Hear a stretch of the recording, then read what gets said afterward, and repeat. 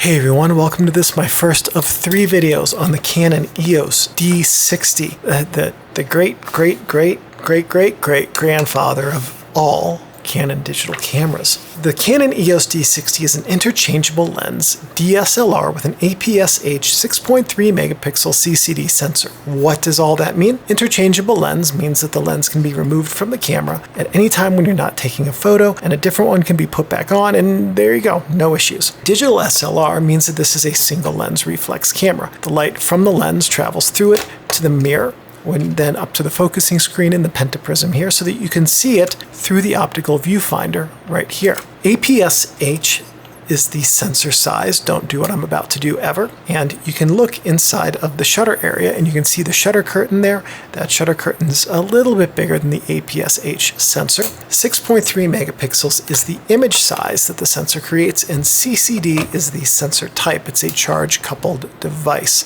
CCDs were more common back in the day. I don't remember when the last CCD DSLR was made, but it was a very long time ago. The camera uses a through-the-lens TTL multi-mode meter with evaluative 9% and center weighted. We'll talk a lot more about that in the second video, but in a nutshell, evaluative means that the camera looks at the entire scene, finds dark areas of the scene and lighter areas of the scene, and then it calculates a proper exposure based on all of that data. The 9% partial means that an area in the very center of the image, and if you look through your viewfinder on your D60 right now, that circle in the center of your viewfinder is that area. 100% of the metering information comes from that circle. I'll give you some pointers in the second video about how to use that well. Center weighted means that an area in the center of your frame provides the majority of the metering information, and that the balance of the image provides a minority of the metering information. The shutter speeds are 30 seconds to 1/4000th of a second and bulb with a 3 frame per second burst that will last up to 8 frames. The viewfinder magnification is 88x with 95% frame coverage.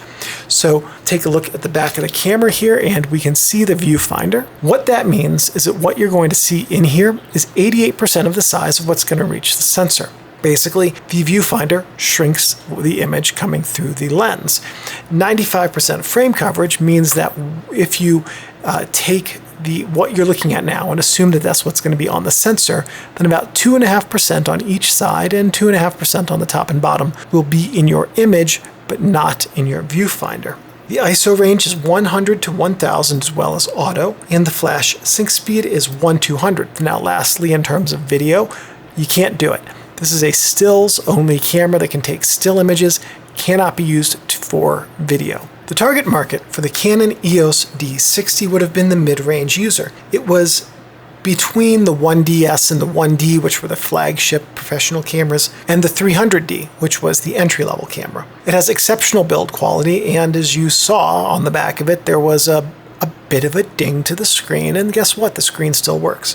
But even though it has the build quality, and even though it still has a lot of good things about it, it included a bunch of the silly modes that the amateur cameras like the 300D included, like these scene modes over here, and we'll talk about those in the second video. It was made by Canon in Japan in 2002 only. It was preceded by the D30 and followed by the 10D. Now, if you have your D60 and want to know what everything on the camera is, we're going to start going over all of the stuff. And in the second video, we'll talk about what everything does. In the third video, we'll cover everything behind the menu button. Starting here on the side and the top are your strap lugs. This is where you would connect your camera strap. This is your mode dial right here. This is your index for your mode dial, so you know what mode you have set. This is your sensor plane indicator, so that if you're doing high magnification microscopy and need to calculate, say for instance, your exact reproduction ratio, that's what you measure off of. Flash hot shoe, pop-up flash. This is your metering mode and flash compensation combination button. This is your drive mode button. This is your autofocus and white balance combination button. LCD screen, star asterisk indicator and autofocus button indicator. Front command wheel, shutter button, and then here we have the diopter. The diopter goes from -3 to +1, and a really easy way to adjust it is to get something like a pencil that has a fine point, put it in a binder clip so it doesn't move, put your camera on a tripod, look through the viewfinder and manually focus on the tip of the pencil. Take a picture. If the focus point in the picture is the same as what you saw in the viewfinder, you're done. If not, then adjust this until you get to a photo that has the same focus point as your pencil. The camera's front has a few things worth noting. Down here is a cover that you can slide down.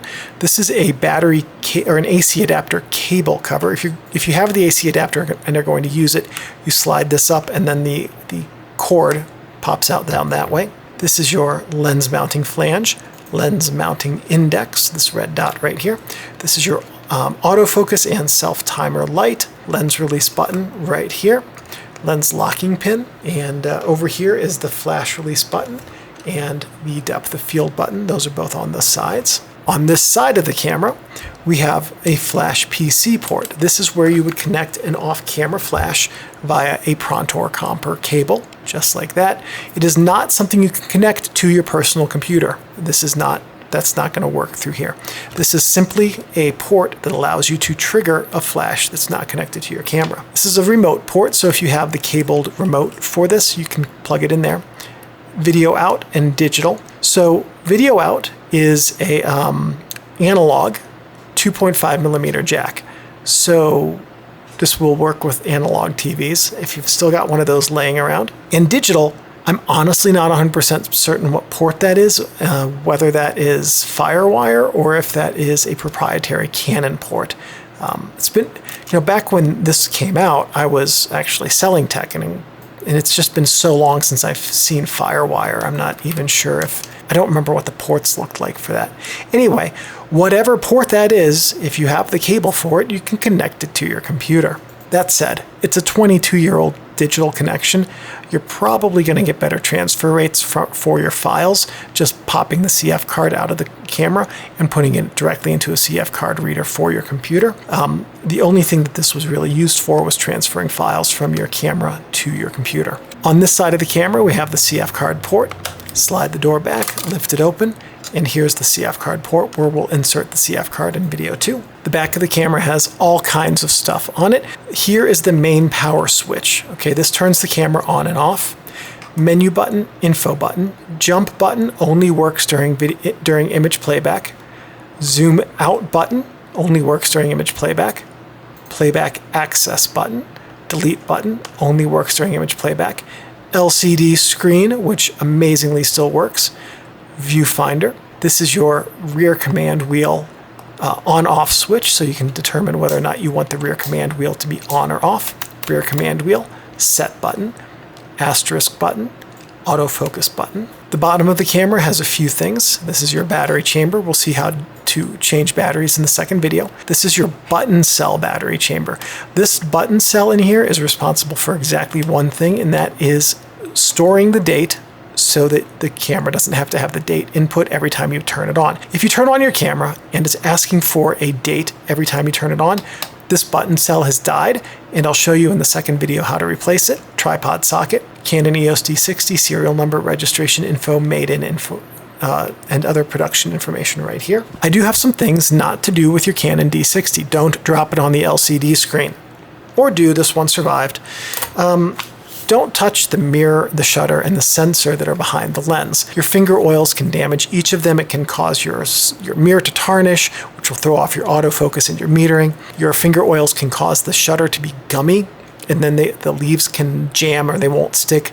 Or if you press on the leaves too hard, they can skip to the wrong track and jam and completely break. Or if you touch the sensor, your fingerprints getting on that are very hard to remove. So everything behind the lens, if you touch it, has the potential to wreak havoc with your images. Don't do that. Don't store your camera in a plastic bag or box unless you have a good and rechargeable desiccant pack, because plastic is moisture permeable and moisture will get into your lens and cause fungus to grow. Don't store your camera with the lens removed. If you are going to remove the lens and store it, you want to grab a body cap like that to keep dust out of the shutter area. Getting dust in here is a really good way to get tons and tons of dust on your sensor, which will cause all kinds of problems and take a lot of time when you go to edit it out in post. Don't let your camera get wet. Water and electronics don't get along. And just remember, your Canon EOS D60 is a precision tool that should be handled with care and respect. And as long as you take care of your camera will take care of you. So that's it for video 1. In video 2, we're going to cover what everything on the camera does, except for the menu system back here, which we'll cover in video 3. And if you would like to skip to one of those videos, here are a couple of cards that will take you there right now. See you guys over there.